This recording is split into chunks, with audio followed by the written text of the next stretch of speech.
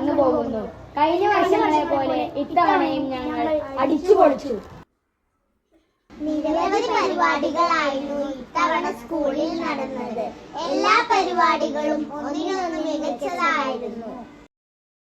ഈ വർഷം അവസാനിക്കുന്ന ഈ വേളയിൽ ഇക്കൊല്ലം നടന്ന പരിപാടികൾ നമുക്ക് ഒന്നുകൂടി കണ്ടാലോ?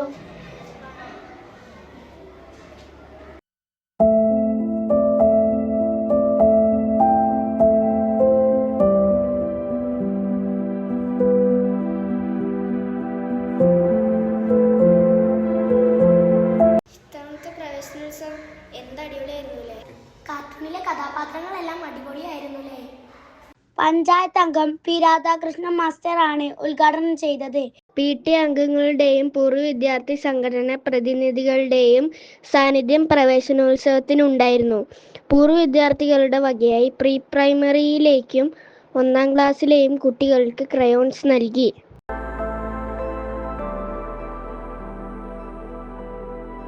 നമ്മളുടെ പരിസ്ഥിതി ദിനാഘോഷം എങ്ങനെ ഉണ്ടായിരുന്നു? പിന്നെ പരിസ്ഥിതി സംരക്ഷണത്തിന്റെ സന്ദേശം പകർന്നു നൽകാനുള്ള പരിപാടികളായിരുന്നു സംഘടിപ്പിച്ചത്. കൂട്ടുകാർക്ക് തൈകൾ കൈമാറുന്ന സൗഹൃദ വൃക്ഷം പദ്ധതി സംഘടിപ്പിച്ചു. തൈകൾ നട്ടുപിടിപ്പിച്ചതിന് പുറമെ സീഡ് നല്ല പാടം ക്ലബ്ബുകാർ പനംകുരിശിക്കാവിന് സമീപത്തുള്ള പച്ചത്തുരുത്ത് സന്ദർശിക്കാൻ പോയി. മരങ്ങൾ നിറഞ്ഞ സ്വാഭാവിക വനമാണ് പച്ചത്തുരുത്ത്. ആ സന്ദർശനം മറക്കാനാകാത്ത അനുഭവമാണ് നൽകിയത്.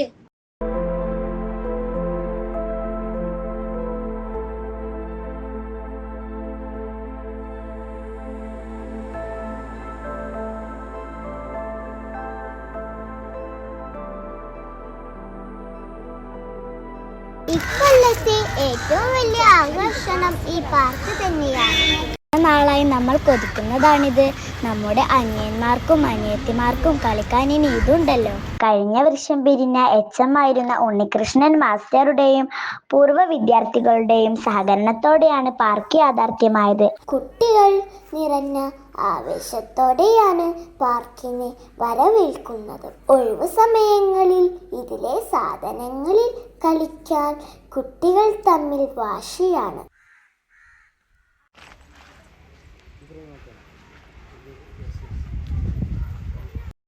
നീ എന്താ കയ്യിലേക്ക് നോക്കി നിൽക്കുന്നത്? അല്ല, പെരുന്നാൾ ആഘോഷത്തിനിട്ട മൈലാഞ്ചി ഉണങ്ങി ഒന്ന് നോക്കിയതാ. തവണ പെരുന്നാൾ ആഘോഷത്തിന് മൈലാഞ്ചി ഇടലും മറ്റ് ആഘോഷങ്ങളും ഉണ്ടായിരുന്നെങ്കിലും ഏറ്റവും രസമായത് സ്കൂൾ മുറ്റത്തൊരുക്കിയ ഒപ്പനയും ദഫ്മുട്ടുമായിരുന്നു. കുട്ടികളെല്ലാം ആഘോഷത്തിമിർപ്പിലായിരുന്നു. അങ്ങനെ ഈ വർഷത്തെ പെരുന്നാൾ ആഘോഷം മൊഞ്ചായി.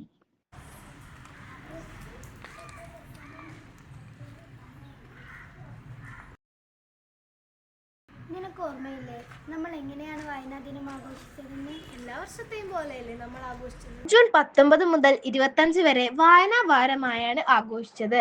ജൂൺ 19 നടന്ന പ്രത്യേക അസംബ്ലിയിൽ മുൻ അധ്യാപകൻ ശ്രീ വാസുദേവൻ മാസ്റ്റർ വായനയുടെ പ്രാധാന്യത്തെക്കുറിച്ച് സംസാരിച്ചു. ചെത്തല്ലൂർ പൊതുജന ഗ്രന്ഥാലയം പ്രീ പ്രൈമറിയിലേക്ക് നൽകുന്ന കസേരകളും അസംബ്ലിയിൽ വെച്ച് കൈമാറി. വാരാഘോഷത്തിന്റെ ഭാഗമായി കുട്ടികൾക്കും രക്ഷിതാക്കൾക്കും വായനാ മത്സരം നടത്തി. അന്ന് ബഷീർ ദിനാചരണത്തിൽ നിനക്ക് ഏറ്റവും ഇഷ്ടമായി തോന്നിയത് എന്താണ്?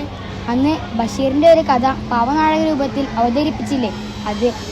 ബാല്യകാല സഖിയാണ് പാവനാടകമായി അവതരിപ്പിച്ചത്.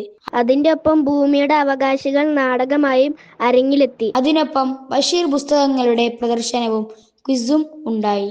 ഈ വർഷം ചന്ദ്രദിനത്തിൽ നമ്മൾ ചന്ദ്രമനുഷ്യനെ കണ്ടില്ലേ? കണ്ടു. അതുമാത്രമല്ല നിരവധി പരിപാടികൾ നടത്തുകയും ചെയ്തു. ചാന്ദ്രമനുഷ്യനുമായുള്ള അഭിമുഖമായിരുന്നു ഏറ്റവും രസകരം. പുതിയൊരു അനുഭവമായിരുന്നു അത്. കൂടാതെ വിദ്യാരംഗം കലാസാഹിത്യവേദിയുടെ നേതൃത്വത്തിൽ കൈയെഴുത്തു മാസിക നിർമ്മിച്ചു. LP വിഭാഗത്തിൽ ചിത്രമാസിക നിർമ്മിച്ചു.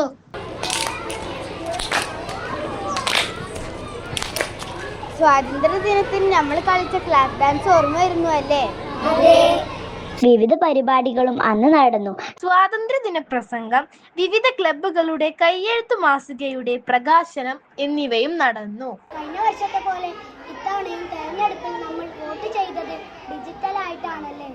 ജൂലൈ 29-നായിരുന്നു സ്കൂൾ പാർലമെന്റ് തെരഞ്ഞെടുപ്പ് നടന്നത്. യഥാർത്ഥ തെരഞ്ഞെടുപ്പിന്റെ ചിട്ടവട്ടങ്ങളിലാണ് തെരഞ്ഞെടുപ്പ് നടന്നത്. തിരഞ്ഞെടുപ്പ് വാർത്ത റിപ്പോർട്ട് ചെയ്യാൻ കുട്ടികൾ റിപ്പോർട്ടർമാരായി ഇറങ്ങിയത് രസകരമായിരുന്നു.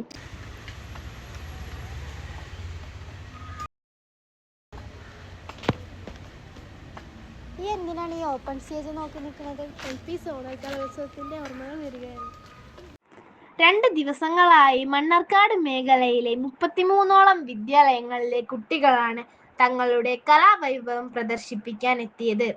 8ഓളം വേദികളിലായിരുന്നു മത്സരം. അധ്യാപകരും കുട്ടികളും രക്ഷിതാക്കളും പൂർവ്വ വിദ്യാർത്ഥികളും നാട്ടുകാരും ചേർന്നപ്പോൾ സോണൽ കലോത്സവം ശരിക്കും ഒരു ഉത്സവമായി. കുറ്റമറ്റ രീതിയിൽ സംഘടിപ്പിച്ച കലോത്സവം എല്ലാവരുടെയും പ്രശംസ പിടിച്ചുപറ്റി. സ്കൂളിന്റെ സംഘടന മികവിന്റെ നേർസാക്ഷ്യമായിരുന്നു ഇത്. ഈ വർഷത്തെ സ്കൂൾ ശാസ്ത്രമേള എക്സ്പ്ലോറർ 2024 എന്ന പേരിലാണ് ആഘോഷിച്ചത്. ആഗസ്റ്റ് 12-നാണ് മേള സംഘടിപ്പിച്ചിരുന്നത്. നിരവധി കുട്ടികളാണ് തങ്ങളുടെ കഴിവുകൾ പുറത്തെടുത്തത്.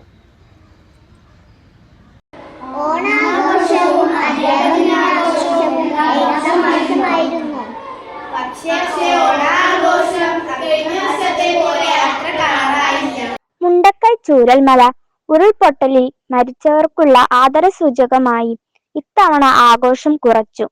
എന്നാലും പൂക്കളമിടലും മാവേലിയുടെ സന്ദർശനവുമെല്ലാം ഉണ്ടായിരുന്നു. സ്വാദിഷ്ടമായ ഓണസദ്യയും അകത്താക്കിയാണ് ഞങ്ങൾ ഓണാവധിക്കായി വീട്ടിലേക്ക് പോയത്. അധ്യാപക ദിനത്തിൽ പൂർവ്വ അധ്യാപകരുടെ വീടുകൾ സന്ദർശിച്ച് സ്നേഹാശംസകൾ കൈമാറി. കൂടാതെ ഒരു വലിയ ക്യാൻവാസിൽ അവരുടെ ഒപ്പുകളും ശേഖരിച്ചു. ഇനിയും ഒരുപാടുണ്ട് പറയാൻ. എന്നാൽ ഇതൊരു റിപ്പോർട്ട് ആയതിനാൽ സമയപരിമിതി ഉണ്ടല്ലോ. ഈ അധ്യയന വർഷം ഞങ്ങളുടെ സ്കൂളിൽ നടത്തിയ ഓരോ പരിപാടികളും ഒന്നിനൊന്ന് വ്യത്യസ്തവും രസകരവുമായിരുന്നു. അതിൽ ചിലതാണ് നിങ്ങളുടെ മുന്നിൽ എത്തിച്ചത്. ഇത് നിങ്ങൾക്ക് ഇഷ്ടപ്പെട്ടെന്ന് വിചാരിക്കുന്നു. നമസ്കാരം.